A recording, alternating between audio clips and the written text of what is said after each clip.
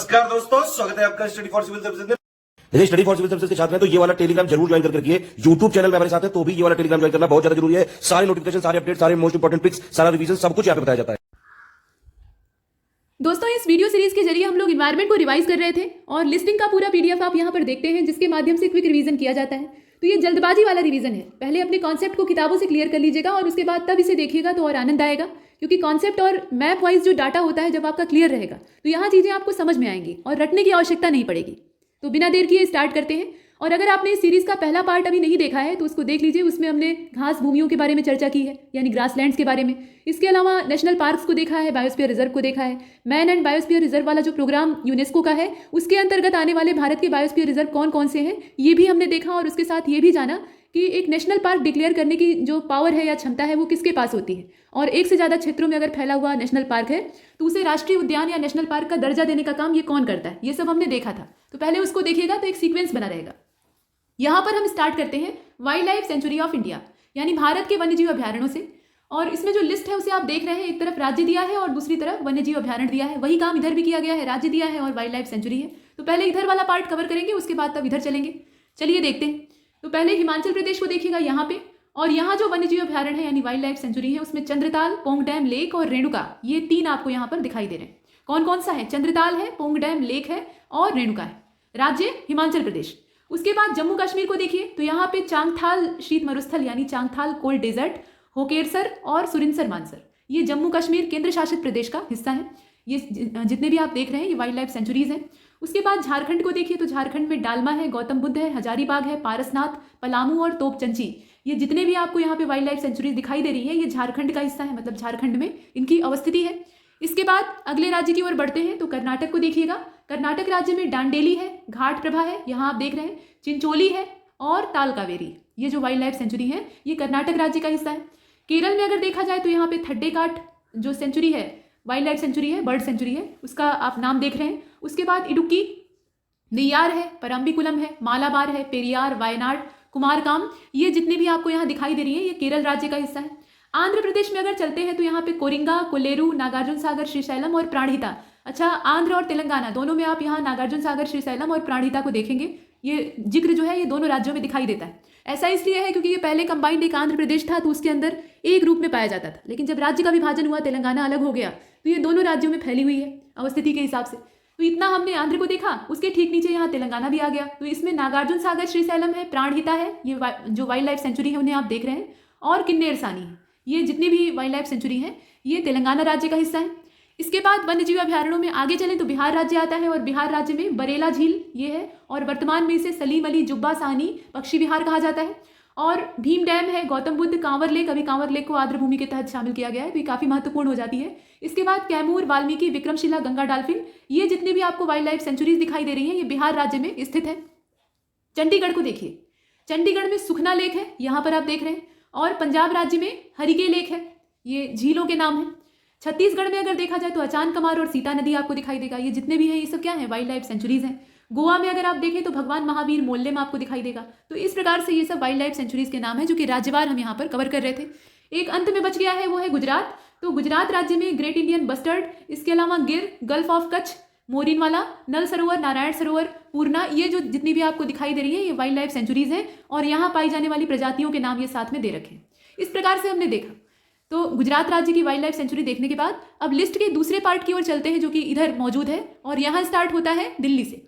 तो दिल्ली में अगर आप देखें तो यहाँ असोला भाटी इंदिरा प्रियदर्शनी जो वाइल्ड लाइफ सेंचुरी है वो आपको दिखाई दे रही है। इंदिरा गांधी का ही नाम इंदिरा प्रियदर्शनी भी था, और विवाह से पहले का ये उनका नाम है। बाद में फिरोज गांधी के साथ जब विवाह होता है तो इंदिरा गांधी के तौर पर जानी जाने लगती हैं।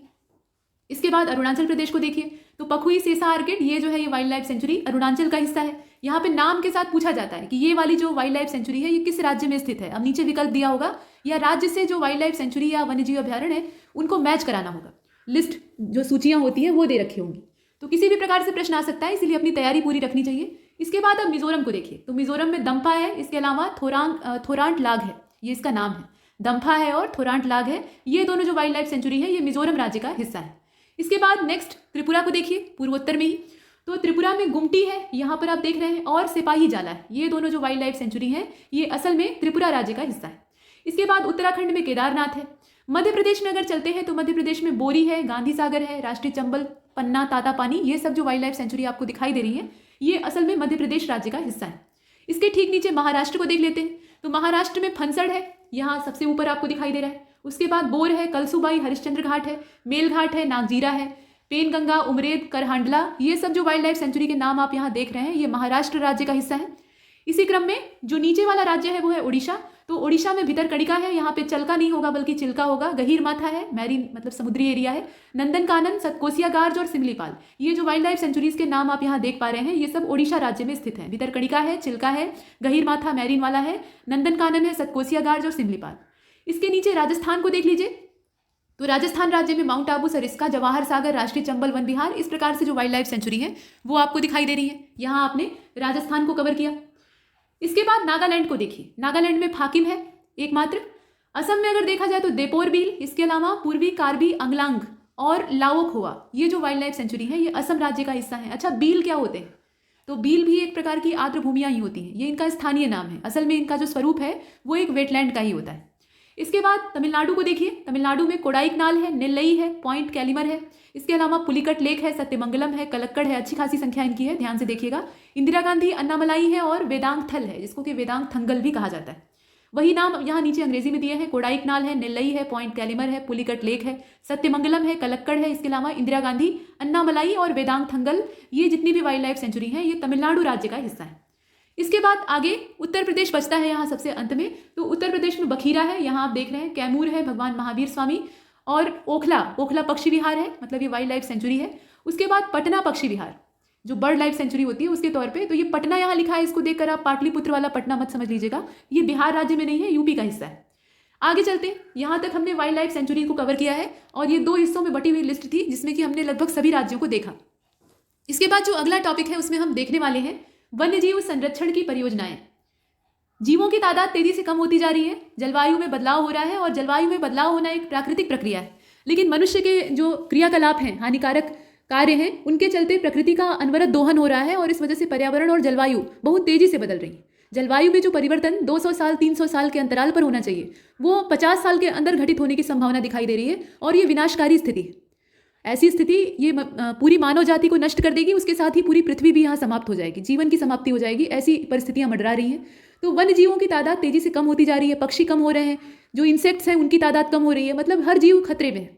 और ऐसी स्थिति में सरकार अपनी तरफ से या जो बड़ी बड़ी संस्थाएं हैं वो अपनी तरफ से संरक्षण की परियोजनाएं चलाती हैं ताकि इनके संरक्षण के लिए पर्याप्त प्रयास हो सके। और सिर्फ जलवायु परिवर्तन ही नहीं, उसके अलावा अवैध शिकार या तरह तरह के और भी खतरे इनके ऊपर मंडराते रहते हैं। तो यहाँ देखिए शुरुआत होती है प्रोजेक्ट टाइगर से, उसके बाद नीचे हम प्रोजेक्ट लाल पांडा को देखेंगे। तो इसे थोड़ा सा जूम करके देखेंगे ताकि जितना हो सके उतना आपको बड़ा और आसानी से दिखाई दे, जितना संभावित हो सकता है। ठीक है, तो यहाँ बाघ परियोजना यानी प्रोजेक्ट टाइगर को देखिए। यहाँ पर इसका वर्ष दिया है, किस वर्ष की ये परियोजना है वो दिया हुआ है, और वर्ष से भी यानी जो साल होता है वहाँ से भी प्रश्न पूछे जाते हैं। इसका उद्देश्य क्या है यहाँ ध्यान से देखिए। तो यहाँ प्रोजेक्ट का नाम दिया है, ये स्थापना का वर्ष दिया है और यहाँ उद्देश्य दिया है। तो प्रोजेक्ट टाइगर का उद्देश्य वैसे भी क्या हो सकता है, बाघ के अवैध शिकार को रोकना, बाघों की संख्या की जो कमी हो रही है उसको इंप्रूव करना। जो टाइगर्स हैं वो तेजी से घट रहे हैं, हालांकि अभी भारत में स्थिति काफ़ी सुधरी है। मध्य प्रदेश में सर्वाधिक बाघ पाए जाते हैं और पूरे विश्व में बाघों की बहुत अच्छी संख्या हमारे पास है। तो ये सब प्रयास का ही नतीजा है, जो प्रयास 1973 से चल रहा था उसी का परिणाम। तो बाघों की संख्या में कमी को रोकना और उनकी संख्या में वृद्धि करना, जो कि हमने काफ़ी हद तक की भी है। इसके बाद लाल पांडा परियोजना, उसके ठीक नीचे आप देख रहे हैं। तो प्रोजेक्ट लाल पांडा का क्या उद्देश्य हो सकता है, पहले तो इसका वर्ष देख लीजिए 1996। लाल पांडा भारत के पूर्वी हिमालयी क्षेत्र में 1500 से लेकर 400 मीटर ऊंचाई पर सिक्किम, अरुणाचल प्रदेश तथा दार्जिलिंग के जंगलों में पाया जाता है। कहाँ पर पाया जाता है इससे भी प्रश्न बनेगा। ठीक है, तो कहाँ कहाँ मिलता है, सिक्किम, अरुणाचल प्रदेश और दार्जिलिंग के जो जंगल हैं वहाँ पर पाया जाता है। और खासतौर पर अगर दिशा के हिसाब से आप देखना चाहें तो पूर्वी हिमालयी क्षेत्र में पाया जाता है। और यह जो परियोजना है यानी प्रोजेक्ट लाल पांडा, ये विश्व प्रकृति निधि के सहयोग से पद्मजा नायडू हिमालयन प्राणी उद्यान में प्रारंभ हुई थी। कहाँ पर इसका प्रारंभ हुआ था और किसका सपोर्ट था वो भी आपको पता होना चाहिए। तो विश्व प्रकृति निधि जो है उसके सपोर्ट से पद्मजा नायडू हिमालयन प्राणी उद्यान में इसकी स्टार्टिंग होती है। और ये है प्रोजेक्ट रेड पांडा, 1996 इसका स्थापना का वर्ष है। इसके बाद थामिन मृग परियोजना या प्रोजेक्ट थामिन डियर, ये 1977 का है। थामिन मृग ये पाए कहाँ पर जाते हैं, पहले तो इनकी अवस्थिति आपको मालूम होनी चाहिए। तो ये जीव मणिपुर में पाया जाता है और विश्व के जो दुर्लभ स्तनधारी यानी जो एकदम से रेयर मैमल्स हैं उनमें ये पाए जाते हैं या उनमें गिने जाते हैं, ऐसे हमने देखा। इसके नीचे आपको कछुआ संरक्षण परियोजना दिखाई दे रही है, यानी प्रोजेक्ट टर्टल कंजर्वेशन। ये आप देख पा रहे हैं 1975 ये इसका वर्ष है। और ओडिशा का भितरकणिका में पाया जाने वाला ये ऑलिव रिडले की यहाँ बात हो रही है। इस पर बहुत बार यूपीएससी भी क्वेश्चन पूछ चुका है और यूपीपीसीएस क्यों नहीं पूछेगा, ठीक है, तो इसको पढ़कर जाइएगा। ऑलिव रिडले कछुआ ये दक्षिणी अमेरिका कछुआ की प्रजाति है, मतलब इसकी प्रजाति के तौर पे देखा जाए तो ये साउथ अमेरिकन कछुए की प्रजाति है। और इनका उपयोग कीमती दवा बनाने में या अन्य जो खोल वगैरह की तस्करी होती है उसमें किया जाता है। ऑलिव रिडले टर्टल को बचाने के लिए, यहाँ देखिएगा, ऑलिव रिडले टर्टल को बचाने के लिए ओडिशा सरकार ने एक संरक्षण की योजना को प्रारंभ किया था। और ये 1975 में ओडिशा का जो कटक जिला है, मतलब कटक जनपद है, वहाँ पे भितरकणिका अभयारण्य में शुरू होती है। कब स्टार्टिंग होती है? 1975 में। यहाँ भी आप देख रहे हैं कहाँ से स्टार्ट होती है, तो उड़ीसा का जो कटक जिला है वहाँ से भितरकणिका अभयारण्य से ये स्टार्ट होती है। अभी बात खत्म नहीं हुई है कछुए के बारे में। तो कछुए का प्रजनन स्थल गहीरमाथा है और कछुओं की एक आदत होती है, ऑलिव रिडले ही नहीं, सामान्य जो हमारे आसपास पाए जाने वाले, हो सकता है आपने देखे हो, कछुए जो होते हैं उनकी एक आदत होती है कि वो अपना जो प्रजनन करते हैं वो बिल के अंदर करते हैं, पानी में नहीं करते हैं। ये जब इन्हें प्रजनन करना होगा यानी अंडे देने होंगे तो ये सूखी जमीन पर आ जाते हैं और ऐसी पोपली मिट्टी या पोली मिट्टी जैसे कि बलुई मिट्टी होती है वो खोजेंगे और उसको गहराई तक उसको खोद कर अंदर घुसेंगे और वहाँ अंडे देंगे और वहाँ से चलते बनेंगे। इन्हें अपने बच्चों से या अंडों से कोई मोह नहीं होता है। वहाँ से वो हट जाएंगे और प्राकृतिक प्रक्रिया होती है, वो अंडे अपने से फूटते हैं परिपक्व होकर, बच्चे बाहर आते हैं और वो रेंगते रेंगते जो पास का जलीय स्थान होगा, मतलब पानी वाला स्थान होगा, वहाँ पे अपने आप पहुँच जाएंगे। अब ये जो सिचुएशन होती है इसमें तट पर गड्ढे बनाकर ये जो ऑलिव रिडले है ये अपने अंडे देता है और उसके बाद वापस समुद्र में चला जाता है। जब बच्चे यहाँ से निकलते हैं तो वो बिल को फोड़कर, मतलब मिट्टी की ऊपरी सतह हटाकर वहाँ से बाहर निकलना स्टार्ट होते हैं और समुद्र के अंदर जाने का प्रयास करते हैं। अब बीच का रास्ता इनका बड़ा ही दुर्गम होता है, पर्यटकों के पैर के नीचे आने से या तरह तरह की वहाँ जो कार्यवाही है उसकी वजह से। हालांकि जब संरक्षित किया जाता है क्षेत्र को तो ये सब गतिविधियां वहाँ प्रतिबंधित होती हैं। इन सब का उनके ऊपर खतरा मंडराता रहता है, वो मारे जाते हैं बड़ी संख्या में। पता लगा अगर 200 अंडे हैं तो उसमें से 50 ही जो है वो जीवन की ओर पहुँच पाए, बाकी सब मारे गए। या जो अन्य बड़े जीव हैं उनके खाने पीने का भी खतरा रहता है। इसके अलावा मछुआरों के जाल में ये बेचारे फंस जाते हैं। इस प्रकार की स्थितियां होती, तो ये कंडीशन है और इनके संरक्षण के लिए प्रयास किया जा रहा है। तो वही बताया गया है कि कछुओं के प्रजनन का स्थल गहीरमाथा है और 3 किलोमीटर लंबा और लगभग 350 मीटर चौड़ा ये द्वीप है। ये जो क्षेत्र है ये कैसा है? द्वीप के रूप में है और इसकी पूरी जो क्षेत्रफल या चौहद्दी है वो दे रखी है। 2 नदियों के मुहाने के बीच में भितरकणिका अभयारण्य है, यहाँ जो इसकी लोकेशन है वो दी हुई है। और रिडले प्रजाति के कछुओं के संरक्षण में ऋषिकुल्या, यहाँ इसे जूम करके देखिएगा, ऋषिकुल्या और देवी नदी का मुहाना भी है। यहाँ देखिए, मतलब रिडले प्रजाति का जो संरक्षण है वो ऋषिकुल्या और देवी नदी के मुहाने पर भी होता है।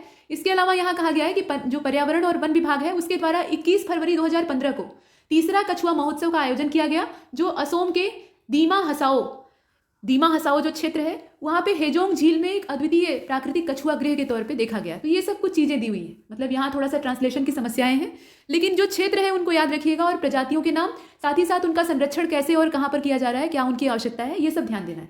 इसके बाद जो अगला है वो प्रोजेक्ट राइनो है, यानी प्रोजेक्ट गैंडा आप इसे कह सकते हैं। तो गैंडा परियोजना की अगर बात की जाए तो ये 1987 का है, इसकी शुरुआत हुई थी। और आप जानते ही हैं कि एक सींग वाला गैंडा भारत में कहाँ पर पाया जाता है? ये भारत में ही केवल पाया जाता है, ये सबसे बड़ी बात है। एक सींग वाला गैंडा सिर्फ भारत में ही पाया जाता है और भारत के मानस अभयारण्य और काजीरंगा, इसके अलावा पश्चिम बंगाल में जल्दापाड़ा, ये जो अभयारण्य है ये गैंडों की मुख्य शरण स्थली है और इनके सींग का उपयोग औषधि निर्माण में होता है। और जो पोर्चर्स होते हैं वो शोबाजी के लिए और अवैध तस्करी के लिए इसको मारते हैं और अपना शिकार बनाते हैं, ये सब चीज़ें। इसके बाद आगे चलते हैं, अगले वाले को देख लेते हैं। ये हमने गैंडे को देखा, उसके बाद घड़ियाल प्रजनन परियोजना को देख लीजिए, यानी घड़ियाल ब्रीडिंग प्रोजेक्ट 1975 का है। और इसका अगर देखा जाए, इसकी विशेषता यहाँ थोड़ा जूम करके देखना आवश्यक है क्योंकि अक्षर काफ़ी छोटे हैं। तो देखिए यहाँ कहा गया है कि भारत सरकार ने संयुक्त राष्ट्र विकास कार्यक्रम की सहायता से वर्ष 1975 से, यहाँ पे सपोर्ट किसका था? संयुक्त राष्ट्र विकास कार्यक्रम का था, यानी यूएनडीपी की बात हो रही है। तो उसके सपोर्ट से 1975 से ओडिशा से यह परियोजना को शुरू किया था, मतलब ये परियोजना वहाँ से ओडिशा राज्य से स्टार्ट होती है, लेकिन बाद में ये पूरे देश में फैलती है क्योंकि घड़ियाल सिर्फ ओडिशा क्षेत्र में ही तो पाए नहीं जाते, ये पानी का जीव है, तो जहाँ पानी होगा वहाँ इसकी संभावना बनती है। तो इसका विस्तार कुकरेल, लखनऊ उत्तर प्रदेश, ये ध्यान दीजिएगा यूपी का है, इसको बहुत अच्छे से देखिएगा। उसके अलावा राजस्थान, मध्य प्रदेश, अंडमान, असम, बिहार, नागालैंड में भी किया गया है। मतलब जहाँ जहाँ इन्हें संरक्षण की आवश्यकता थी वहाँ वहाँ किया गया है। और अभी जो लॉकडाउन वाला समय चला था उसमें प्रकृति को काफ़ी आराम मिला था, जैसे छुट्टी मनाते हैं तो आराम मिल जाता है, वैसे ही प्रकृति चैन की सांस ले रही थी क्योंकि इंसान ताला में बंद था। तालेबंदी इंसानों के लिए दुखदायी हो सकती है, लेकिन प्रकृति इसमें काफ़ी खुश थी। और ऐसे में देखा गया कि घड़ियालों के जो बच्चे थे वो अंडों से निकले और उनकी संख्या में बहुत तेज़ी से वृद्धि हुई।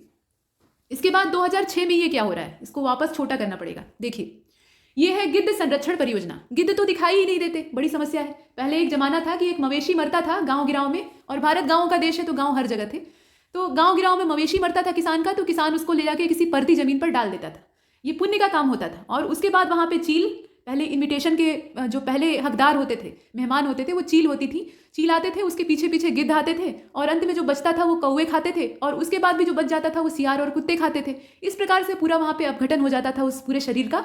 बचती थी हड्डियाँ, तो हड्डियों को उस समय खाद बनाने का काम उससे होता था। तो हड्डियों को ले जाकर एक घर होता था, उसमें इकट्ठा किया जाता था और उसका चूरा फिर खाद बनाने के लिए इस्तेमाल किया जाता था। तो पूरा मवेशी काम में आ जाता था।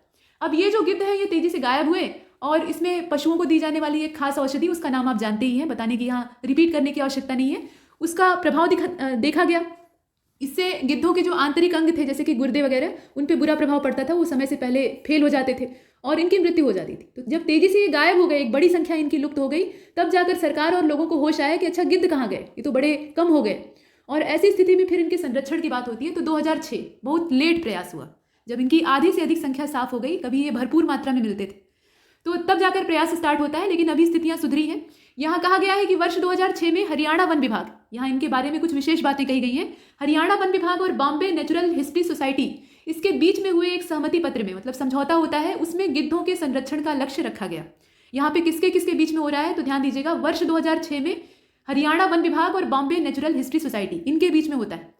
और उसके बाद गिद्धों की मृत्यु का कारण आप जानते ही हैं, पशुओं को दी जाने वाली दवा, और यहाँ नाम भी दे दिया है, डाइक्लोरोफिनेक। बार बार पूछा गया है तो आपने रट्टा मारा होगा, ठीक है। इस नाम की जो non steroidal anti inflammatory drug है, वो दी जाती थी पशुओं को दर्द निवारक के तौर पे। और जब मवेशी मर जाता था तो उसके मांस का सेवन गिद्ध करते थे, और ये गिद्धों के लिए जानलेवा सिद्ध होती थी।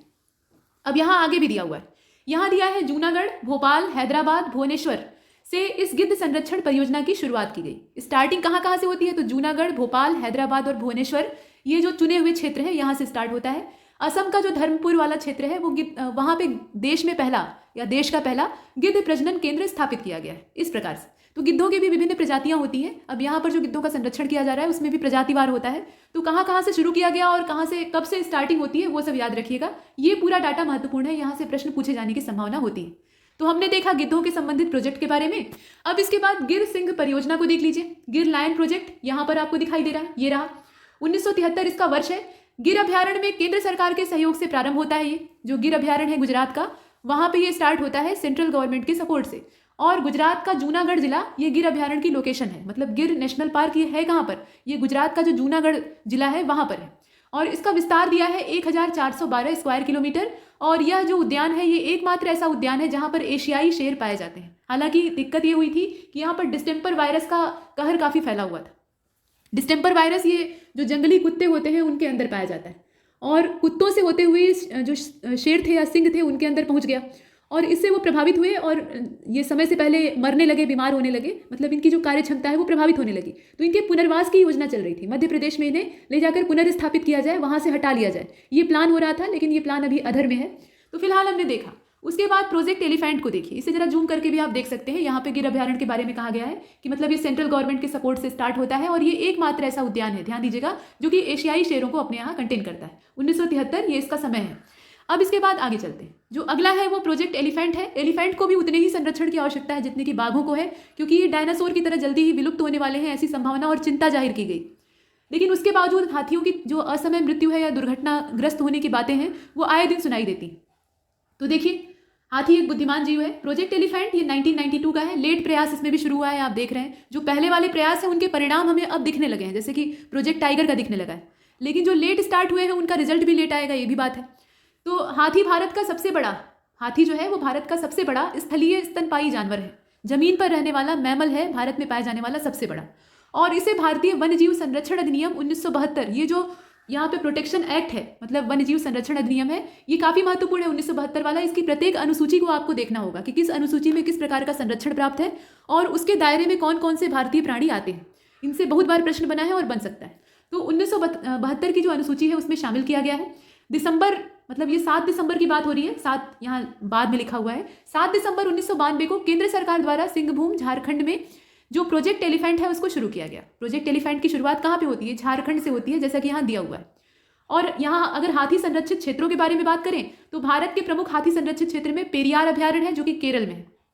मुख्य हाथी संरक्षित क्षेत्र, इनसे भी प्रश्न बन सकते हैं। तो प्रत्येक लाइन महत्वपूर्ण है, उसको आप अच्छे से देख लीजिएगा।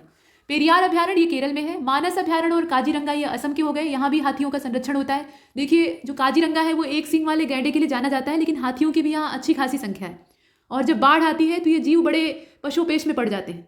मतलब सरकार ने और यहाँ की जो अथॉरिटी है उसने उच्च भूमियाँ बनवा रखी हैं, प्राकृतिक भी हैं और कुछ कृत्रिम भी बनवाई गई है, ताकि ये जीव बाढ़ के समय में वहाँ पे अपना ठिकाना तलाश सकें।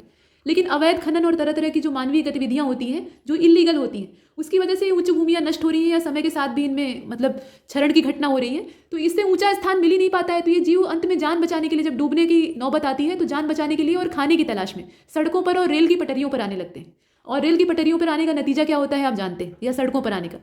फिलहाल देखिए तो राजाजी राष्ट्रीय उद्यान यानी जो ये उत्तराखंड वाला है और जिम कार्बेट, यहाँ भी हाथियों का संरक्षण किया जाता है। तो हाथियों को केरल में जो पेरियार है वहाँ संरक्षित किया जाता है। अगर हम असम में देखें तो यहाँ पे मानस और काजीरंगा और राजाजी नेशनल पार्क और जिम कार्बेट यहाँ पर भी संरक्षण दिया जाता है। इसके बाद प्रोजेक्ट एलिफेंट की बात करें तो प्रोजेक्ट एलिफेंट के अंतर्गत अब तक 32 एलिफेंट रिजर्व घोषित किए जा चुके हैं। इनकी संख्या बहुत अच्छे से याद करिएगा।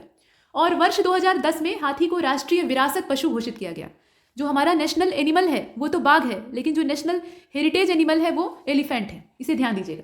इसके बाद अब वापस इसे छोटा करना पड़ेगा और यहाँ पर हम देखेंगे मस्क डियर प्रोजेक्ट के बारे में, यानी कस्तूरी मृग परियोजना। तो कस्तूरी मृग परियोजना को अगर देखा जाए तो 1970 की इसकी स्टार्टिंग है, ये पीछे का प्रयास है। और कस्तूरी मृग के संरक्षण के लिए IUCN के सहयोग से, international union for conservation of nature, इसके सहयोग से उत्तराखंड के केदारनाथ अभ्यारण्य में, उत्तराखंड का जो केदारनाथ अभ्यारण्य है वहाँ पे 1970 में इसकी शुरुआत होती है। किस चीज़ की शुरुआत होती है? प्रोजेक्ट मस्क डियर की, ये आपने देखा। और कस्तूरी जो पदार्थ होता है, जैसा कि पिछले वीडियो में हमने चर्चा की थी, ये केवल नर मृग की नाभि में पाई जाती है, मादा में नहीं पाई जाती है। इसको बहुत ध्यान से देखिएगा। और ऐसे ही नर मादा वाले क्वेश्चन UPSC भी पूछता है। जैसे कि 2020 का जो प्रीलिम्स हुआ था उसमें एक हाथियों से जुड़ा हुआ प्रश्न आया था और लोग मगजमारी कर रहे थे कि वो NCERT में कहीं नहीं दिया है, किसी कोचिंग के नोट्स में नहीं दिया है। तो कुछ जो क्वेश्चन होते हैं वो कॉमन सेंस के होते हैं, वो अपनी बुद्धि से ही हल किए जा सकते हैं। और UPSC ऐसे ही रट्टू तोतों को बाहर करने के लिए इस प्रकार के क्वेश्चन देता है। तो उसमें मादा जो हाथी होती है उसको कहा गया कि वो झुंड की मुखिया होती है, ऐसे एक ऑप्शन दिया हुआ था। और वही जो ऑप्शन था, मतलब वही जो स्टेटमेंट था, अगर आप उसे एलिमिनेट कर देते, मतलब उसे सही या गलत जान लेते, तो बहुत आराम से आप सही उत्तर तक पहुंच सकते थे। बाकी 2 स्टेटमेंट भी उसमें थे। तो मादा जो है वो झुंड की मुखिया नहीं होती है, जो सबसे उम्रदराज हाथी होता है उसी का कहना बाकी हाथी मानते हैं, जैसे हमारी फैमिली में होता है, ठीक वैसे ही। तो यहाँ वो चीज़ है। फिलहाल कस्तूरी जो है वो केवल नर मृग की जो नाभि होती है उसमें पाई जाती है। और यह जो मस्क डियर होते हैं ये हिमाचल प्रदेश की चंबा घाटी से लेकर, मतलब ये कहाँ कहाँ पाए जाते हैं वो दिया हुआ है। तो हिमाचल प्रदेश की चंबा घाटी से लेकर सिक्किम तक के जो हिमालयी प्रदेश है या क्षेत्र है वहाँ पर पाए जाते हैं। तो ये तो बात हुई प्रोजेक्ट मस्क डियर की, जो कि 1970 का है। और यहाँ पर कस्तूरी मृग के संरक्षण हेतु IUCN के साथ सपोर्ट लिया गया है। इस प्रकार से हमने देखा। अब इसके बाद आगे चलते हैं। अगला वाला जो है वो गंगेटिक डाल्फिन संरक्षण यानी कंजर्वेशन ऑफ गंगेटिक डाल्फिन, ये वाला प्रोजेक्ट है। ये 1997 का है, बहुत बाद में इसको संरक्षण प्राप्त होता है। और यहाँ इसे थोड़ा सा बड़ा करके देखना है। तो देखिए 1997 से ये स्टार्ट होता है। वर्ष अनिवार्य रूप से याद कर लीजिएगा। यह एक संकटग्रस्त प्रजाति है जो कि वन्य जीव संरक्षण अधिनियम 1972 की जो अनुसूची 1 है, जो कि सबसे ज़्यादा इंपॉर्टेंस वाली लिस्ट होती है, उसमें इसको डाला गया है। तो अनुसूची 1 में कौन कौन से जीव शामिल हैं और उनको किस प्रकार का संरक्षण प्राप्त है, उनका शिकार करने पर कैसी सजा होती है, ये सब आपको पता होना चाहिए। विलुप्त प्राय जीव गंगा डाल्फिन या गंगेटिक डाल्फिन 5 अक्टूबर को पर्यावरण और वन्य मंत्रालय ने, यहाँ ध्यान से देखिएगा, इसने यहाँ कुछ चीज़ें दी हुई हैं जो कि तितर बितर है। इसे आप ऐसे देखिए, पर्यावरण और वन मंत्रालय के द्वारा इसको राष्ट्रीय जलीय जीव घोषित किया गया। और कब किया गया? सन 2009 में, इस प्रकार से। इसके बाद अब आगे देखते हैं तो ये कहाँ कहाँ पाई जाती है। तो जहाँ पानी होगा वहाँ पाई जाएगी, लेकिन ये साफ पानी में पाई जाती है, प्रदूषित जल में इसकी अवस्थिति नहीं होती है। और नदियों में आजकल कितना प्रदूषण है आप जानते हैं। तो देखिए भारत, नेपाल, बांग्लादेश, यहाँ पे जो गंगा, ब्रह्मपुत्र और मेघना या गंगा की जितनी सहयोगी या समुद्र में मिलने से पहले उसमें समाहित होने वाली नदियाँ हैं, उनमें इनकी अवस्थिति है। खासतौर पर गंगा, ब्रह्मपुत्र, मेघना, कर्णफुली, संगू जो नदी तंत्र है, पूरा रिवर सिस्टम है, उसके अंदर ये मिलती है। और गंगेटिक डाल्फिन जो है ये न केवल स्वच्छ आवास में ही जीवित रह सकती है, इसको मतलब चाहिए साफ पानी, गंदे पानी में ये नहीं रह सकती। बिहार के भागलपुर जिले में सुल्तानगंज से कहलगांव के बीच में जो गंगा नदी क्षेत्र है उसमें विक्रमशिला गंगा डाल्फिन अभ्यारण्य की स्थापना की गई है। बिहार की जो गवर्नमेंट है वो काफ़ी इस मामले में सजग हो गई है। वहाँ की नीतीश कुमार सरकार ने ये घोषणा की थी, ये पहले की ही घोषणा है, लेकिन यहाँ इसका उल्लेख करना आवश्यक हो जाता है कि जिस भी मछुआरे के जाल में अगर कोई डाल्फिन मछली फंसती है, तो अगर वो उसे रिलीज कर देता है, उसका शिकार नहीं करता या उसे बेचता नहीं है लालच में आके, तो गवर्नमेंट उसको पुरस्कृत करेगी। इस प्रकार की चीज़ें हैं। तो ये जो अभ्यारण्य है विक्रमशिला गंगा डाल्फिन अभ्यारण्य, ये बिहार राज्य का है, इसे ध्यान दीजिएगा। और गांगेटिक डाल्फिन जो है उसके संरक्षण के लिए एशिया का एकमात्र सुरक्षित आवास है। यहाँ पे कुछ चीज़ें अशुद्ध हैं, उनको आप इग्नोर करके जो सही जानकारी है उसको देखिएगा। तो गंगेटिक डॉल्फिन के संरक्षण हेतु ये जो बिहार राज्य का विक्रमशिला गंगा डॉल्फिन वाला अभ्यारण्य है, ये एकमात्र सुरक्षित आवास के तौर पर देखा जा रहा है। और गंगा डॉल्फिन के अतिरिक्त संसार में डॉल्फिन की और भी प्रजातियां हैं। कौन कौन सी प्रजातियां हैं उन्हें आप देख लीजिए। तो बैजी डॉल्फिन है, और ये पाई कहाँ जाती है, तो चीन की यांगजी नदी में पाई जाती है। बैजी डॉल्फिन जो है ये चीन की यांगजी नदी में पाई जाती है। सिंधु की भूलन डॉल्फिन, ये पाकिस्तान का जो क्षेत्र है और सिंधु नदी वाला इलाका उसमें पाई जाती है। सिंधु से आप समझ सकते हैं कि कौन सी नदी में मिलेगी। इसके बाद बोटो डॉल्फिन जो है ये अमेरिका की अमेजन रिवर में पाई जाती है। तो ये 3 डॉल्फिन की जो प्रजातियां हैं उनको भी ध्यान दीजिएगा। इसके अलावा गंगेटिक डॉल्फिन तो है ही है। यहाँ तक हमने देखा। उसके बाद प्रोजेक्ट हंगुल को देखिएगा, ये 1970 का है। जम्मू कश्मीर की जो सरकार थी उसके द्वारा इसे लॉन्च किया गया था, यहाँ पर आप देख पा रहे हैं। और हंगुल जम्मू कश्मीर राज्य का राजकीय पशु है, यहाँ का स्टेट एनिमल है। और यह यूरोपीय रेंडियर प्रजाति का हिरण है। मतलब हंगुल असल में क्या है, ये हिरण की ही एक प्रजाति है। और अब कश्मीर में जो दाचीगामा नेशनल पार्क है, राष्ट्रीय उद्यान है, वहाँ पर ये पाया जाता है। इसे कश्मीरी स्टैग के नाम से भी जाना जाता है। कश्मीरी स्टैग या लाल हिरन इसे कहा जाता है, और इसे हंगुल भी कहा जाता है। तो प्रोजेक्ट हंगुल इसी से जुड़ा हुआ है, और इसकी स्टार्टिंग होती है 1970 में।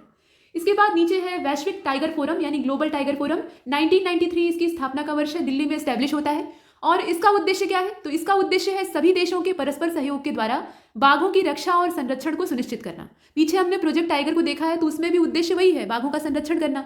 लेकिन समय के साथ साथ जो प्रयास होते हैं उनमें भी इंप्रूवमेंट की आवश्यकता होती है। तो ये एक और चीज़ है। मतलब ये फोरम जो है ये अंतर्राष्ट्रीय स्तर पर काम करेगा। कई सारे देश इसमें एक साथ मिलकर एक ही उद्देश्य के लिए काम करेंगे, तो जो लक्ष्य है उसको प्राप्त करने में और सरलता होगी। यहाँ तक हमने देखा। और बार बार हमने ये जो पीछे वाली सारिणी थी यानी तालिका थी, इसमें वाइल्ड लाइफ प्रोटेक्शन एक्ट या वन्यजीव संरक्षण अधिनियम जो 1972 वाला है उसके बारे में चर्चा की है, अनुसूचियां उसकी देखी हैं। तो आइए उस पर थोड़ा डिटेल में जानकारी प्राप्त करते हैं, क्योंकि ये एक्ट काफ़ी महत्वपूर्ण है। वाइल्ड लाइफ प्रोटेक्शन एक्ट 1972 ये महा मोस्ट इंपॉर्टेंट है। इससे हर साल घुमा फिरा कर आड़ा तिरछा आप कह सकते हैं या टेढ़ा सीधा प्रश्न पूछे ही जाते हैं। तो आइए देख लेते हैं इसके बारे में। भारतीय वन्यजीव संरक्षण अधिनियम 1972 ये भारत सरकार के द्वारा 1972 में इस उद्देश्य से पारित किया गया था कि वन्यजीवों के अवैध शिकार और उसके हाड़ मांस और खाल के व्यापार पर रोक लगाई जा सके। मतलब भारत में पाए जाने वाले जो वन्य प्राणी थे उनके अवैध शिकार को रोकना, ये पहला इसका उद्देश्य था वन्यजीव संरक्षण अधिनियम का। उसके अलावा उनका जितना भी व्यापार होता है, अवैध व्यापार होता है, खाल के लालच में होता है, सींग के लालच में होता है, या उनके शरीर के जितने भी उत्पाद होते हैं उनसे अगर कुछ फायदा मनुष्य को होता है तो मनुष्य स्वार्थी होता ही है, अवैध तस्करी स्टार्ट कर देगा, मारना स्टार्ट कर देगा। तो उन सब पर लगाम लगाने के लिए इसको लाया गया था। ये पहला प्रयास था, सार्थक प्रयास था। उसके बाद इसे सन 2003 में संशोधित किया गया। समय के साथ साथ जो अधिनियम होते हैं वो पुराने पड़ते जाते हैं, तो उनको एक बार फिर से रिन्यू करने की आवश्यकता होती है। तो इन्हें एक बार रिन्यू किया गया, यानी संशोधन किया गया, और अब इसका नाम पड़ गया भारतीय वन्यजीव संरक्षण संशोधित अधिनियम। संशोधन के बाद ये संशोधित अधिनियम बन गया। और कब का, तो सन 2002 का। तो इसमें संशोधन कब किया जाता है वो आपको याद रखना है। तो 2003 फैक्ट के तौर पर आप देखेंगे, लेकिन यहाँ जो अधिनियम है उसे 2002 के साथ जोड़कर देखा गया। ये आपने देखा। और इसके तहत इसमें दंड और जुर्माने को और कठोर कर दिया गया है। देखिए मनुष्य जो है ऐसे तो डरेगा नहीं, और जुर्माना भी हल्का फुल्का रहेगा, तो वो चुकाकर चलते बनेंगे, फिर से शिकार करने लगेंगे। तो इसीलिए भारी भरकम जुर्माना और जो कड़ी से कड़ी सजा है वो यहाँ पे दी गई। अब इसके बाद अगला वाला जो तथ्य है उसको देखते हैं। तो 1972 से पहले की क्या स्थिति थी। ये तो 1972 का हमारा वाइल्ड लाइफ प्रोटेक्शन एक्ट है। उससे पहले भारत में केवल 5 नामित राष्ट्रीय पार्क थे। मतलब नॉमिनेटेड जो नेशनल पार्क थे उनकी संख्या कितनी थी, सिर्फ 5 थी। और अन्य सुधारों के अलावा अधिनियम जो है ये संरक्षित पौधे, पशु प्रजातियों और जितनी भी चीज़ें हैं उनकी अनुसूचियों की स्थापना करता है, और प्रजातियों की कटाई, शिकार को मोटे तौर पे गैर कानूनी करता है। कहने का मतलब ये है, यहाँ थोड़ा सा जो भाषागत अशुद्धि है उसे आप देख रहे हैं, कोई बात नहीं। ये जो वन्यजीव संरक्षण अधिनियम है ये सिर्फ जो पशु प्रजातियाँ या जानवर हैं उन्हीं का संरक्षण नहीं करता है, उसके अलावा जो फ्लोरा है उसको भी ये कंजर्व करने का प्रयास करता है। उनकी अवैध कटाई या शिकार हो रहा है पशुओं का, तो उन सब पे ये लगाम लगाता है। और यह अधिनियम जंगली जानवरों, यहाँ किन किन चीज़ों को ये संरक्षण देता है बहुत ध्यान से देखिएगा। जंगली जानवरों, पक्षियों और पौधों को, इन तीनों को ये संरक्षण प्रदान करता है। मतलब फ्लोरा और फौना दोनों एरिया को ये कवर करता है। तो इसका दायरा काफ़ी व्यापक है। अब इसकी कुल 6 अनुसूचियाँ हैं। ये बहुत ही इंपॉर्टेंट है, एक एक शब्द इसका महत्वपूर्ण है, बहुत अच्छे से देखिएगा। तो कुल 6 अनुसूचियाँ इसकी हैं, और 6 अनुसूचियाँ आप एक क्रम से देखिएगा। अनुसूची 1 तथा अनुसूची 2, इसके अंदर कौन कौन से प्रावधान हैं। तो इसके अंतर्गत वन्य जीव को या वन्य जीवन को पूर्ण सुरक्षा दी गई है। मतलब इसमें जो जीव डाले गए हैं उन्हें पूर्ण संरक्षण प्राप्त है, और अगर कोई उनका अवैध शिकार या इस नियम का उल्लंघन करता है तो उसे कम से कम 3 साल तक का कारावास और न्यूनतम 10,000 रुपये का जुर्माने का प्रावधान है, और काफ़ी कम है। किसी भी बेजुबान जानवर को मारने का इतना ही दंड होना चाहिए, ये पर्याप्त नहीं है। दंड में और बढ़ोतरी होनी चाहिए। यहाँ पे जो कारावास की सजा है वो आजीवन होनी चाहिए। अगर मार रहा है किसी पशु को बेरहमी से तो आजीवन कारावास होना चाहिए, और जो दंड है वो भी लाख में तो होना ही चाहिए मेरे हिसाब से। ये मेरा अपना ओपिनियन है, लोगों की सोच भिन्न भिन्न है। उसके बाद आगे चलते हैं। तो यहाँ जो न्यूनतम 3 वर्ष का कारावास है, इसको ध्यान दीजिएगा, ये अनुसूची 1 और अनुसूची 2 के अंतर्गत जो वनस्पतियां या प्राणी हैं उनके संबंध में निर्धारित किया गया है। तो यहाँ पे कम से कम 3 साल की सजा और 10,000 जो न्यूनतम जुर्माना है उसका प्रावधान किया गया है। इसके बाद अनुसूची 3 और 4 को देखते हैं। तो 3 और 4 के अंतर्गत आने वाले जो वन्य जीव या वनस्पतियां हैं उनको हानि पहुंचाने के लिए जो सजा है वो अपेक्षाकृत कम है। मतलब जैसे जैसे आप आगे चलते जाएंगे अनुसूचियों में, मतलब पहले से लेकर 6वें की ओर, तो सजा का जो प्रावधान है वो ढीला होता जाएगा। तो यहाँ पर हानि पहुंचाने पर अपेक्षाकृत कम सजा का प्रावधान है। अनुसूची 5 को अगर देखा जाए तो इसमें शामिल जीवों को वर्मिन, मतलब जैसे कि चूहा, गिलहरी, कौवा, फ्लाइंग फॉक्स आदि कहा जाता है, ये सब इसकी कैटेगरी में आते हैं और इनका शिकार किया जा सकता है। मतलब इन्हें आप मारिए, कोई दिक्कत नहीं है सरकार को। और उसके बाद अनुसूची 6 को देखिए। तो अनुसूची 6 में पौधों की खेती और रोपण जो है, मतलब जो इस अनुसूची में डाले गए वनस्पति की प्रजातियां हैं या पौधे हैं, उनके रोपण और उनकी खेती पर प्रतिबंध लगा हुआ है। मतलब उसे आप मनमाने तरीके से नहीं उगा सकते। ये कुछ बातें इसमें शामिल की गई। तो कुल मिलाकर 6 अनुसूचियां हैं और उनके उल्लंघन के संबंध में कौन कौन से दंड प्रावधान हैं वो आप देख रहे थे। यहां तक हम देखते हैं वन्यजीव संरक्षण अधिनियम 1972 को। अब उसके बाद आगे चलते हैं। यहाँ पर आप देखने वाले हैं भारत के मुख्य वानिकी शोध संस्थान, या जिसे आप इंग्लिश में यहाँ कह सकते हैं major forestry research institute of India. अब ये जो लिस्ट है इसमें एक तरफ रिसर्च इंस्टीट्यूट का नाम दिया है, बीच में राज्य है और उसके बाद रीजन दिया हुआ है कि राज्य में भी किस क्षेत्र में अवस्थित है। सबसे पहले नंबर पर है institute of forestry research and human resource development. ये ऊपर आपको दिखाई दे रहा है, institute of forestry research and human resource development, और राज्य इसकी अवस्थिति का है मध्य प्रदेश, क्षेत्र जो है वो छिंदवाड़ा है। ठीक है, यहाँ पर जो मुख्य वानिकी शोध संस्थान है यानी फॉरेस्ट्री रिसर्च इंस्टीट्यूट है, उन्हें हम देख रहे थे। इसके बाद जो अगला वाला है इसी के ठीक नीचे, वो है इंस्टीट्यूट फॉर फॉरेस्ट प्रोडक्टिविटी। ये वाला यहाँ पर आप देख रहे हैं, झारखंड राज्य इसकी अवस्थिति है और वहाँ भी ये कहाँ स्थित है, रांची में है। उसके ठीक नीचे यहाँ देखिए तो Indian plywood industries research and training institute, ये वाला जो संस्थान है ये कर्नाटक राज्य में है, बंगलुरु इसकी लोकेशन है। इसके नीचे यहाँ पर देखिए तो Indian institute of forest management, ये मध्य प्रदेश में है, भोपाल क्षेत्र है इसका। इसके बाद यहाँ देखिए जीबी पंत हिमालयी पर्यावरण और विकास संस्थान, यानी GB Pant Himalayan environment and development institute, ये उत्तराखंड राज्य में है, अल्मोड़ा जिला इसकी लोकेशन है। यहाँ तक हमने देखा। उसके बाद अब इस लिस्ट को आगे बढ़ाते हैं। यहाँ देखिए उष्णकटिबंधीय वनस्पति उद्यान और अनुसंधान संस्थान यानी tropical botanical garden and research institute, ये केरल राज्य में है। इसकी अवस्थिति कहाँ पे है, केरल राज्य में है और वहाँ भी तिरुवनंतपुरम जिले में ये स्थित है। इसके बाद फॉरेस्ट रिसर्च इंस्टीट्यूट को आप देख लीजिए, ये उत्तराखंड में है, देहरादून इसकी लोकेशन है जिले के तौर पे। एरिड फॉरेस्ट रिसर्च इंस्टीट्यूट, जो एरिड जोन होते हैं वहाँ पे खोला गया है जो रिसर्च इंस्टीट्यूट है, इसे आप देख रहे हैं। ये शोध संस्थान राजस्थान में है, राज्य के तौर पे, जोधपुर इसकी लोकेशन है। इसके बाद institute of would science and technology, ये वाला जो है ये कर्नाटक राज्य में है, बेंगलुरु इसकी लोकेशन है। रेन फॉरेस्ट इंस्टीट्यूट यानी वर्षा वन संस्थान, शोध संस्थान जो है ये असम में है और जोरहाट इसकी लोकेशन है, जोरहाट जिला जो असम का है वो इसका स्थान है। इसके बाद institute of forest genetics and tree breeding, जो पौधों की ब्रीडिंग कराई जाती है वो काम यहाँ पे होता है और जो जेनेटिक्स होती है या जीन होते हैं उन पे शोध होता है। तो ये वाला जो जेनेटिक और ट्री ब्रीडिंग का इंस्टीट्यूट है ये तमिलनाडु में है और कोयम्बटूर इसकी लोकेशन है। इसके बाद यहाँ पे अगले वाले को देख लीजिए तो centre of social forestry and eco rehabilitation, ये वाला जो इंस्टीट्यूट है ये उत्तर प्रदेश में है। ध्यान दीजिएगा, ये उत्तर प्रदेश में है और प्रयागराज इसकी लोकेशन है, इलाहाबाद प्रयागराज ये इसका स्थान। इसके बाद हिमालयन फॉरेस्ट रिसर्च इंस्टीट्यूट, ये हिमाचल प्रदेश में है, शिमला जो जिला है वो इसकी लोकेशन है। इसके नीचे आप देख रहे हैं advance centre for biotechnology and mangrove forest, ये वाला, और इसका जो क्षेत्र है वो तेलंगाना राज्य है, हैदराबाद इसकी लोकेशन है।